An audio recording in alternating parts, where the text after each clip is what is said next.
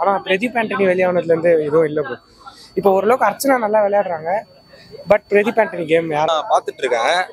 எங்க அண்ணன் கூல் சுரேஷ் அண்ணா கூட நான் டிராவல் பண்ணிட்டு இருந்தேன். அவர் ஏன் இந்த செவுரு ஏறி பார்த்தோம். பட் ஆனா பிரதீப் இருந்தாங்களே அது வரைக்கும் தான் பார்த்தோம். அதுக்கப்புறம் நான் ரீசெண்டா கூல்ஸ் ரேஸ் ஏறி ஓட போகும்போது கொஞ்சம் கஷ்டமா இருந்துச்சு.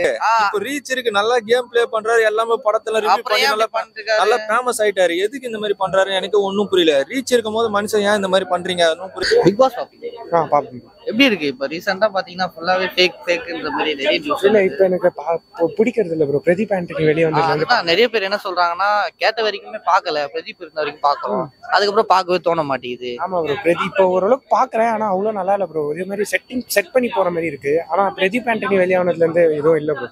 இப்போ ஓரளவுக்கு அர்ச்சனா நல்லா விளையாடுறாங்க. பட் பிரதீப் ஆண்டனி கேம் யாராலையும் ரீசெண்டா பாத்தீங்கன்னா தலைவன் கூல் சுரேஷ் வெளியெல்லாம் எகிரி குதிக்க பாக்குறாரு. அது சும்மா ஒரு ஓட்டுக்காக தான் ப்ரோ. ஒரு இதுக்காக தான். மத்தபடி அவ்வளவு ஒண்ணும் இல்ல ப்ரோ.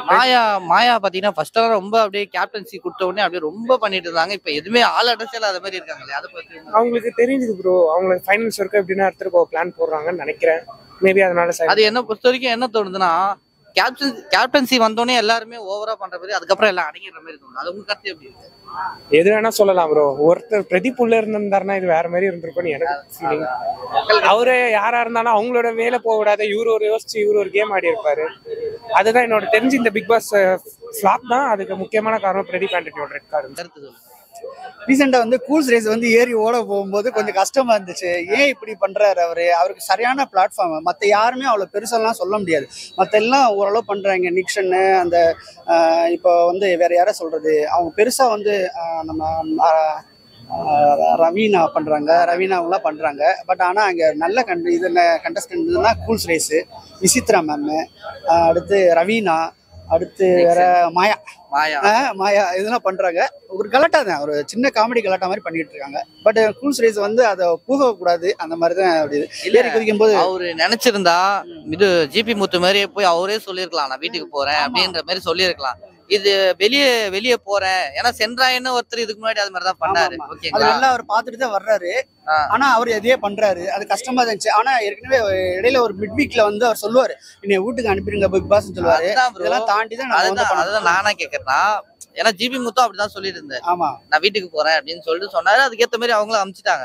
நீ வெளியே போறனா நீயே சொல்லியிருக்கணும். நீ இந்த மாதிரி ரீச் கோசம் இப்படி பண்றாரு. அது மக்கள் கருத்தா என்ன இருக்குன்னு கரெக்டா தான் இருக்குது. அப்படிதான் 7 எந்திரிச்சிட்டு அதை கழட்டி வச்சுட்டு போறதெல்லாம் பாத்தீங்கன்னா ஒரு ஸ்டண்ட் மாதிரி தான் இருக்குது. இதை வேணும்னு நம்மள ஃபோக்கஸ் பண்ணணும், அந்த மாதிரி பண்ணணும் அப்படிங்கிற ரீச் கோசம் மக்களுக்கு ஓட்டு நிறைய போடணும், அந்த மாதிரி ஒரு இது இருக்குது. மேல கொண்டு வரணும், டைரக்ட் ஃபைனலிஸ்ட் கொண்டு போகணும், எல்லாமே பிளான் தான் பண்றாங்க. பட் பிக் பாஸே ஒரு ஸ்கிரிப்டான்னு சொன்னா அதெல்லாம் நம்ப முடியல. பட் இவங்க பண்றதுலாம் பிளான் பார்த்தோம். பட் ஆனா பிரதீப் இருந்தாங்களே அது வரைக்கும் தான் பார்த்தோம். அதுக்கப்புறம் ஏன் பாக்க பட் அதுக்கப்புறம் ஏதோ அதுல ரியலா இருக்க மாதிரி இல்ல, எல்லாம் ஃபேக்கா இருக்க மாதிரி தான் இருக்கு.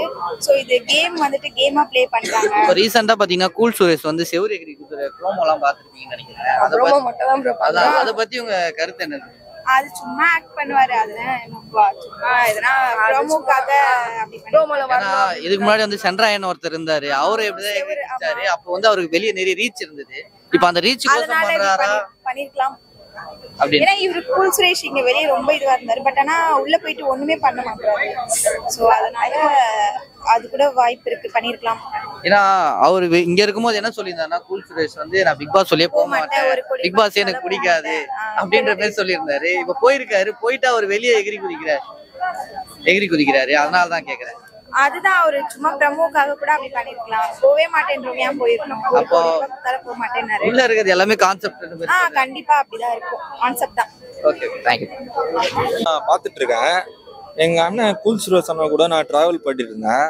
அவரு ஏன் இந்த செவுரு ஏறி குதிக்கிறாருன்னு வெளியே போறேன்றாரு. ஆனா அப்புறம் வெளியே போறதுக்கான சான்ஸ் வரும்போது அவரு நல்லா பெர்ஃபார்ம் பண்ணிடுறாரு. இப்போ நீங்க வெளியே போறது அது எப்படி சொல்றதுன்னா, மக்கள் எல்லாம் பாக்கணும், ஒரு இது இருக்கு அப்படின்ற மாதிரி தான். அதான் நான் இப்ப சொல்ல வரேன். இது நீங்க கேட்டீங்களா, அதான் நான் இப்ப சொல்ல வரேன்.